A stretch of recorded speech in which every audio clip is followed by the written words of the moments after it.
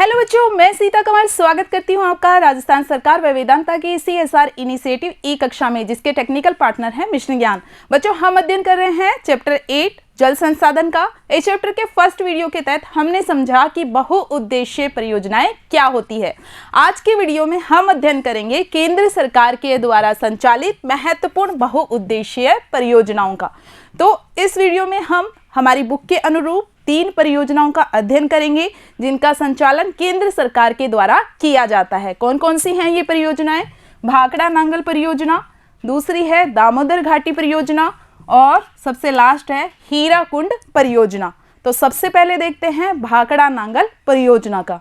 भाखड़ा नांगल परियोजना सतलज नदी पर बनाई गई है। सबसे पहले हम नदी की स्थिति को देखते हैं, फिर देखते हैं कि इस नदी पर कौन कौन से बांधों का निर्माण किया गया है। भाई, बांध का निर्माण हुआ तभी तो हमने कहा ना कि बहुउद्देशीय परियोजना है, क्योंकि हमने देखा था बहुउद्देशीय परियोजनाएं किसे कहते हैं, जिसमें नदी पर बड़े बड़े बांध बनाए जाते हैं और फिर जो नदी का जल है जिसका संरक्षण किया गया है बांधों के अंदर, उस जल को अलग अलग उपयोग में काम में लिया जाता है। अलग अलग उपयोग हमने देखे, पेयजल के लिए, सिंचाई के लिए, विद्युत निर्माण के लिए।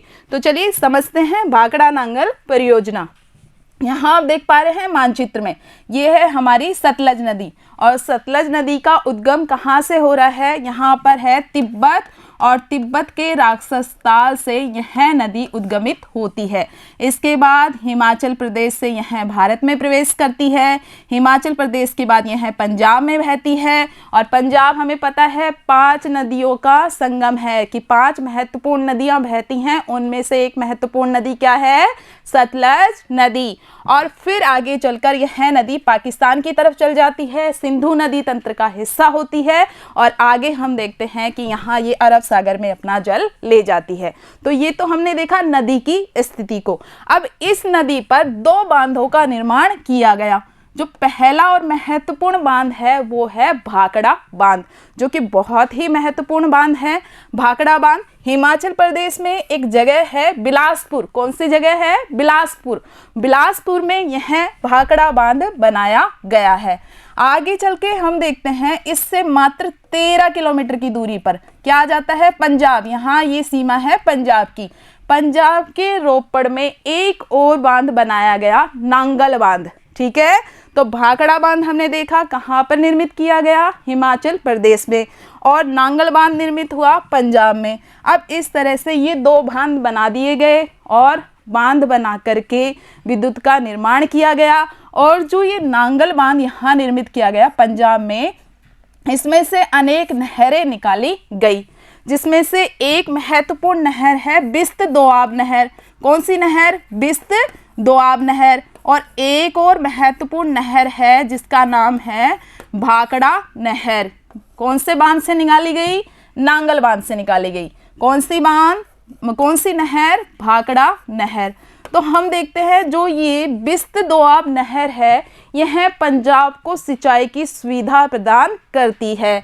लेकिन जो भाखड़ा नहर है इससे पंजाब, हरियाणा और राजस्थान तीनों ही राज्य लाभान्वित होते हैं। एक बार और समझिए, सतलज नदी पर 2 बांध बनाए गए, भाखड़ा बांध जो कि हिमाचल प्रदेश में और नांगल बांध जिसका निर्माण किया गया पंजाब में।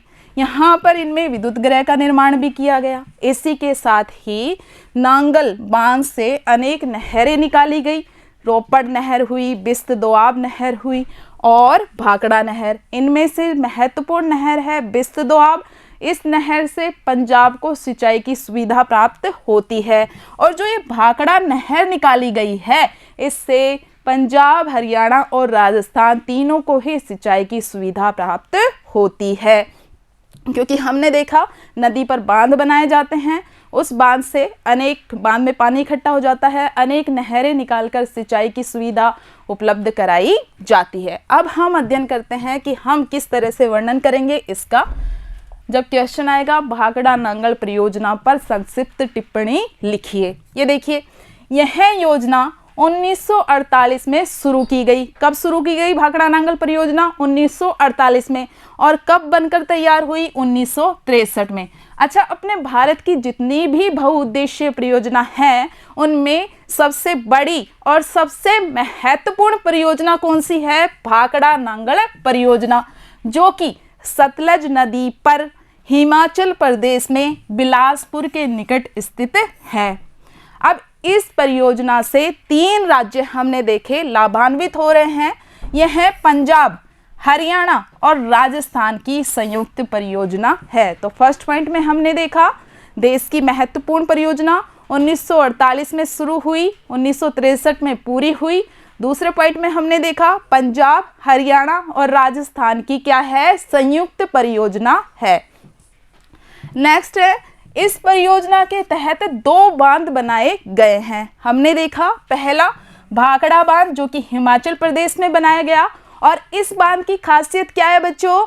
इस बांध की ये खासियत है कि यह सीमेंट से और कंक्रीट से निर्मित विश्व के जितने भी सीधे खड़े बांध हैं उनमें सबसे फर्स्ट नंबर पे आता है। यह सीमेंट और कंक्रीट से निर्मित सीधे खड़े बांधों में अपना प्रथम स्थान रखता है। यह सबसे बड़ा बांध है। कौन सा बांध? भाखड़ा बांध।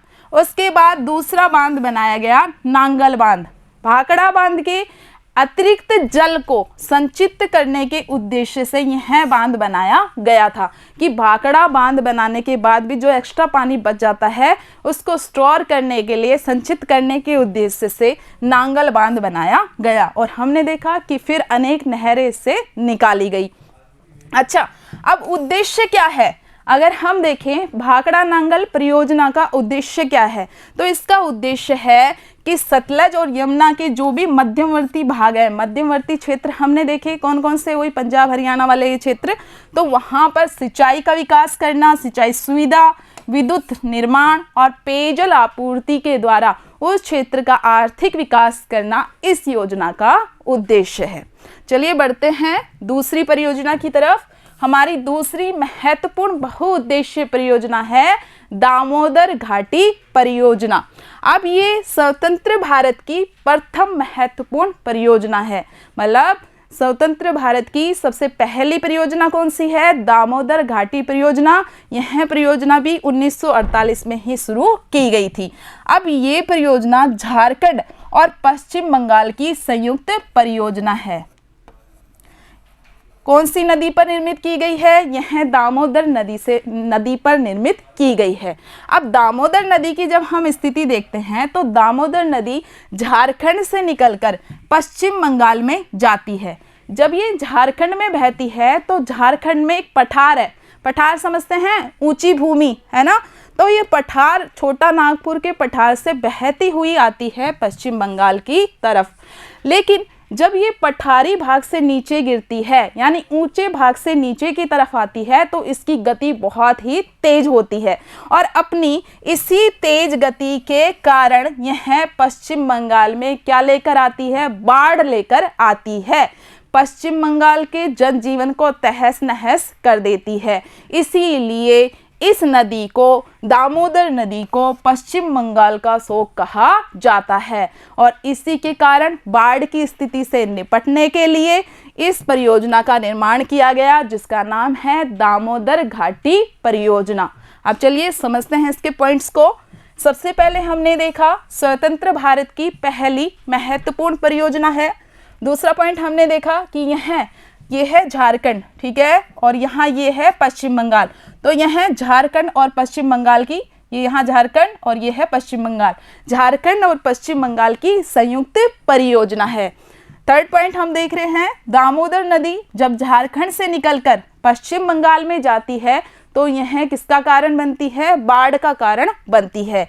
इसीलिए दामोदर नदी बंगाल का शोक कहलाती है।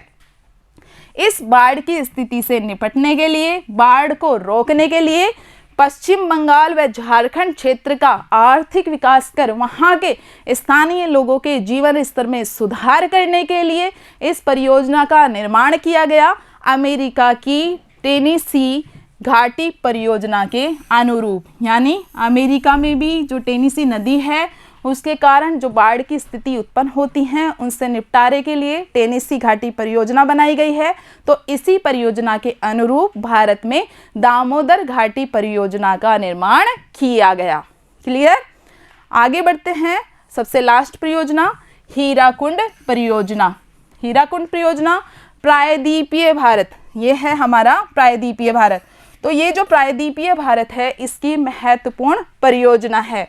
यह महानदी पर बनाई गई है और महानदी पर यह बनाई गई है उड़ीसा में।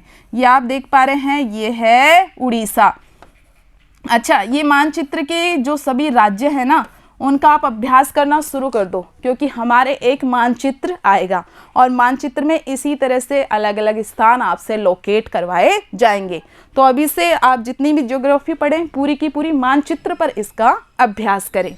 तो हमने देखा कि महानदी पर उड़ीसा में बांध बनाया गया और हम जानते हैं उसको हीराकुंड परियोजना के नाम से। ये यहाँ पे है उड़ीसा और ये है अपना छत्तीसगढ़। क्या है ये? यहाँ पर छत्तीसगढ़। तो जब हम महानदी की स्थिति देखते हैं तो यह छत्तीसगढ़ के बस्तर से निकलती है और फिर उड़ीसा की तरफ बहती है और फिर उड़ीसा में इस पर बांध का निर्माण किया गया है। चलिए समझते हैं। प्रायद्वीपीय भारत की महत्वपूर्ण परियोजना हीराकुंड परियोजना उड़ीसा राज्य में स्थापित की गई है महानदी पर। सेकंड पॉइंट, महानदी छत्तीसगढ़ के बस्तर जिले से निकलती है और फिर कहाँ आती है? फिर ये आती है उड़ीसा में। और जब ये उड़ीसा में आती है, छत्तीसगढ़ से निकलकर उड़ीसा में, तो यहाँ उड़ीसा में ये बाढ़ का कारण बनती है। कौन सी नदी? महानदी। जैसे हमने देखा था ना, दामोदर नदी पश्चिम बंगाल में बाढ़ का कारण बनती है, ठीक उसी तरह से ही महानदी उड़ीसा में बाढ़ का कारण बनती है। इसीलिए महानदी को उड़ीसा का शोक कहा जाता है। इस बाढ़ को रोकने हेतु उड़ीसा में प्रथम चरण में एक बांध बनाया गया जिसका नाम क्या है? हीराकुंड बांध। और फिर हम देखते हैं दूसरे चरण में इसमें 4 विद्युत गृह का निर्माण भी किया गया।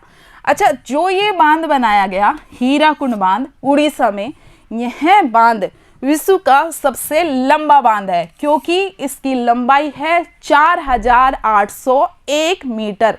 तो अगर टिप्पणी आती है हमारी किसके ऊपर? हीराकुंड परियोजना के ऊपर, तो हमें इन पॉइंट्स का उल्लेख करना है कि किस तरह से इसने छत्तीसगढ़ और उड़ीसा के क्षेत्र में जो नदी बहती है महानदी, उस पर बांध निर्मित किया गया उड़ीसा के क्षेत्र में और बांध का नाम है हीराकुंड बांध, जो कि विश्व का सबसे लंबा बांध है क्योंकि उसकी लंबाई कितनी है? 4801 मीटर। तो बच्चों, आज के वीडियो में इतना ही। मिलते हैं नेक्स्ट वीडियो में राजस्थान की बहुउद्देशीय परियोजनाओं के साथ। धन्यवाद।